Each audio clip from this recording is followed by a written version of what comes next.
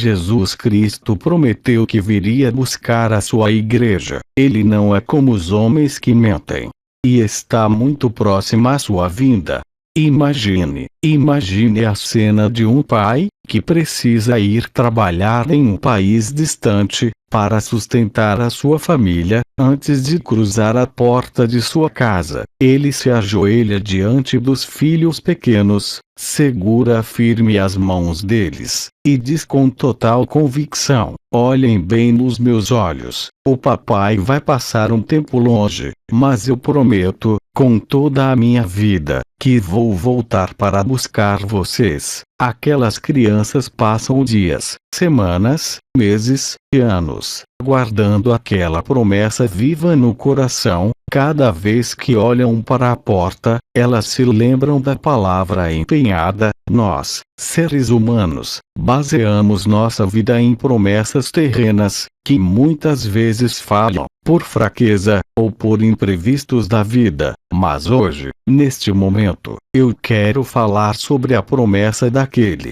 que detém todo o poder no céu e na terra, a promessa daquele que não pode mentir, e cuja palavra permanece inabalável para sempre. Eu falo da promessa do retorno glorioso de Jesus Cristo. Abram suas Bíblias comigo no Evangelho de João, capítulo 14, dos versículos 1 ao 3. Jesus estava prestes a enfrentar a dor da cruz. Os discípulos estavam com o coração profundamente angustiado, e ele lhes traz o maior antídoto contra o medo e a ansiedade. Preste muita atenção na leitura das Escrituras. Não se turbe o vosso coração, credes incondicionalmente em Deus, crede também em mim. Na casa de meu pai há muitas moradas. Se não fosse assim, eu vou-lhe teria dito, pois vou preparar-vos lugar, e, se eu for, e vos preparar lugar, virei outra vez, e vos receberei para mim mesmo, para que, onde eu estiver,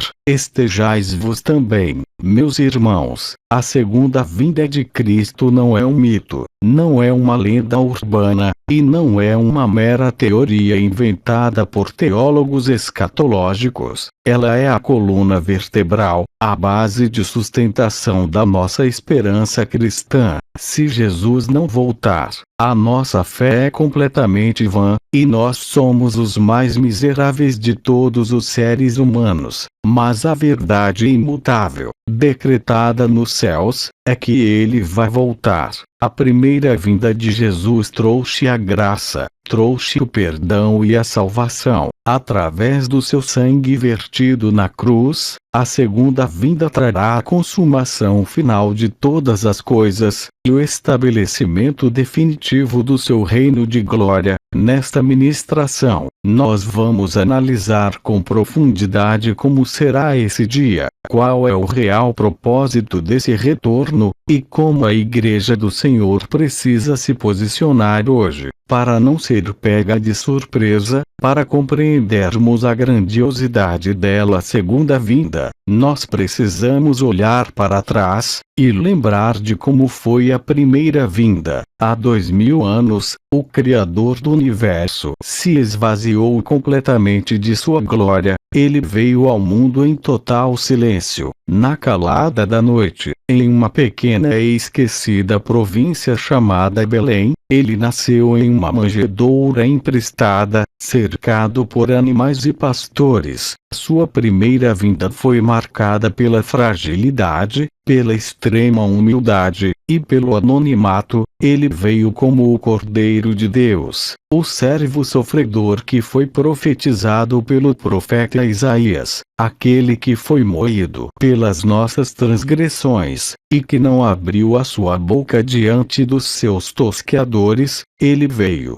única e exclusivamente, para morrer em nosso lugar. Mas preste muita atenção agora. A segunda vinda será o oposto absoluto. Jesus não voltará em uma manjedoura. Ele não virá em silêncio. Ele não virá para ser julgado por governantes humanos, ou para ser cravado em uma cruz de madeira. A Bíblia Sagrada garante que ele voltará como o leão da tribo de Judá. Ele virá revestido de majestade, de poder estrondoso, e de grande glória. Ele virá como o Rei dos Reis, e o Senhor dos Senhores. O livro de Apocalipse, no capítulo 19, descreve que os seus olhos são como chama de fogo. Da sua boca sai uma espada afiada para ferir as nações rebeldes. Na sua coxa está escrito o seu nome soberano, Rei dos Reis, e Senhor dos Senhores. As Escrituras não deixam nenhuma margem para dúvida sobre o caráter público e inconfundível desse evento global. Quando Jesus subiu aos céus, no Monte das Oliveiras, os discípulos ficaram olhando para cima, estupefatos. 2 anjos apareceram de repente e disseram, em Atos, capítulo 1, versículo 11, varões galileus, por que estáis olhando para o céu?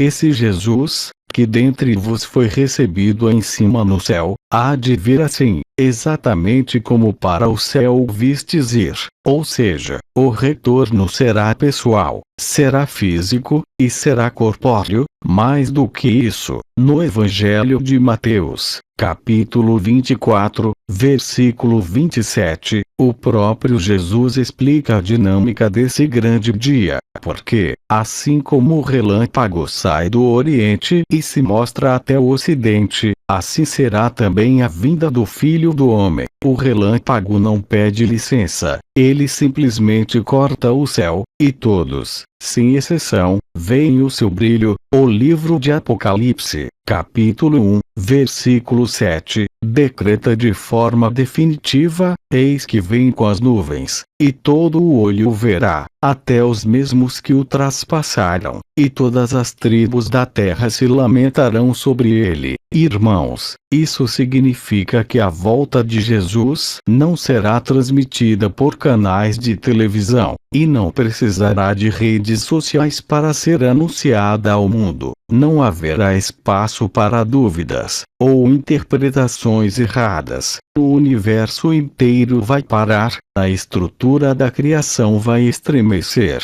O rei vai anunciar o que é seu por direito, e toda língua confessará que ele é o Senhor. Mas por que Jesus precisa voltar?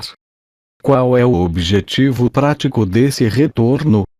O primeiro e mais glorioso motivo é buscar a sua noiva, que é a Igreja. O apóstolo Paulo escreve à Igreja de Tessalônica, para consolar aqueles que choravam a morte de seus entes queridos. Ele detalha o cronograma desse dia em 1 Tessalonicenses, capítulo 4, versículos 16 e 17, porque o mesmo Senhor descerá do céu com alarido, com voz de arcanjo, e com a trombeta de Deus, e os que morreram em Cristo ressuscitarão primeiro. Depois nós, os que ficarmos vivos, seremos arrebatados juntamente com eles nas nuvens, a encontrar o Senhor nos ares, e assim estaremos sempre com o Senhor. Veja o peso espiritual dessa revelação. A morte não tem a última palavra sobre a Igreja de Cristo. O túmulo não pode reter aqueles que foram lavados e remidos pelo sangue do Cordeiro. Haverá um comando audível. O som da última trombeta ecoará pelos 4 cantos da terra, e os corpos dos santos serão transformados,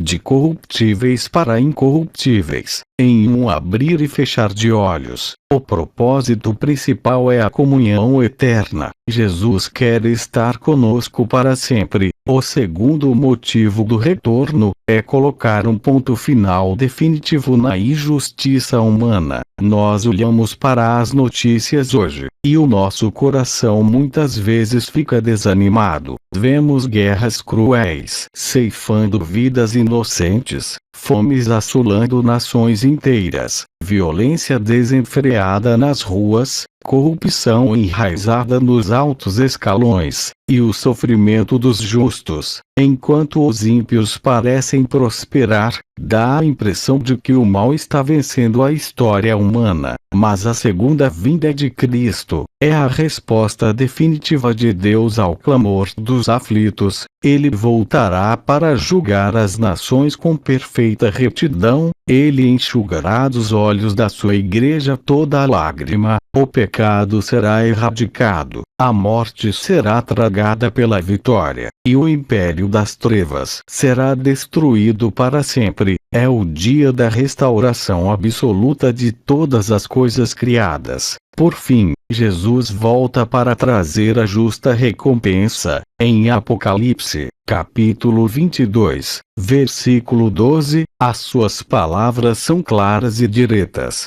E eis que cedo venho, e o meu galardão está comigo, para dar a cada um segundo a sua obra. Isso nos ensina que a nossa caminhada cristã não é em vão. Cada lágrima que você chorou em secreto, cada renúncia que você fez para não pecar, cada oração feita de madrugada, cada rejeição que você sofreu por amor ao Evangelho, está registrada no livro memorial de Deus. O justo juiz não se esquece do seu povo. Ele trará a recompensa, coroando de glória e honra aqueles que permaneceram firmes até o fim. Se Jesus vai voltar, e o seu retorno é absolutamente certo, qual deve ser a nossa atitude prática enquanto esperamos?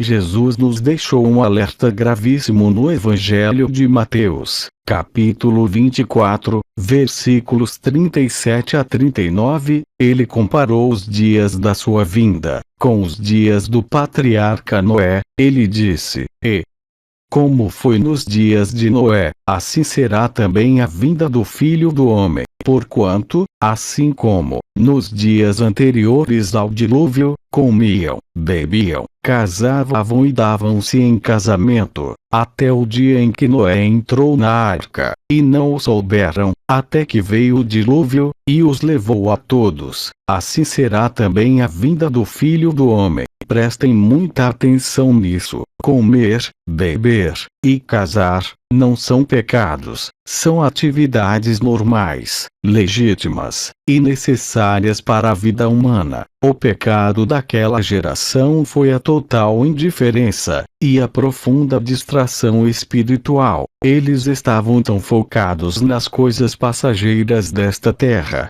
tão imersos em suas rotinas diárias, que simplesmente ignoraram o aviso do juízo divino que estava por vir.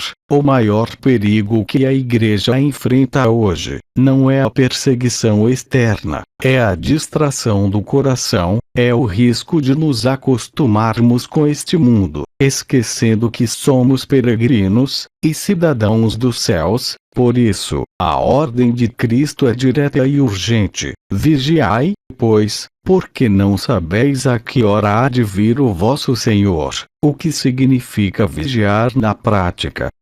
Vigiar não é cruzar os braços e ficar olhando para as nuvens o dia todo. Vigilância na Bíblia é sinônimo de ação. Significa manter as lâmpadas acesas e as botijas cheias de óleo, assim como as 5 virgens prudentes da parábola. O óleo representa a presença e a intimidade diária com o Espírito Santo. Vigiar é viver em santidade prática, na escola, no trabalho, na internet e dentro de casa. É estar ocupado com os negócios do Pai, pregando o Evangelho, curando os enfermos e fazendo discípulos, até que Ele venha. Meus amados irmãos, a história da humanidade não caminha para uma destruição nuclear sem sentido, e nem para o caos absoluto. A história humana tem um destino traçado pelo dedo soberano de Deus, e ela caminha, a passos largos, em direção ao trono de Jesus Cristo. Ele veio a primeira vez como o Cordeiro, para rasgar o véu e abrir o caminho até o Pai, mas ele voltará como o leão, para governar com autoridade eterna. O último versículo da Bíblia Sagrada termina com uma oração, que era o verdadeiro combustível da igreja primitiva: Maranata, ora vem, Senhor Jesus. Esse era o clamor de um povo que tinha pressa de ver o seu Salvador. Eu encerro esta mensagem deixando uma pergunta crucial, que deve ecoar na sua mente durante toda esta semana. Se a última trombeta ressoasse agora, nos próximos fins de 5 minutos, o retorno de Jesus seria motivo de pavor, ou de alívio para você? Seria um dia de desespero por estar em pecado, ou seria o dia mais feliz da sua vida, o dia da sua redenção final? Se você reconhece que o seu coração está distraído com as coisas deste mundo, se você precisa reacender a chama do primeiro amor, ou se você precisa alinhar a sua vida com a vontade de Deus, para não ser envergonhado naquele grande dia, o momento de se posicionar é agora. Que o Senhor nos encontre firmes, irrepreensíveis, trabalhando na sua obra, e com os olhos totalmente fitos na eternidade. Que Deus abençoe rica e poderosamente a todos. Amém.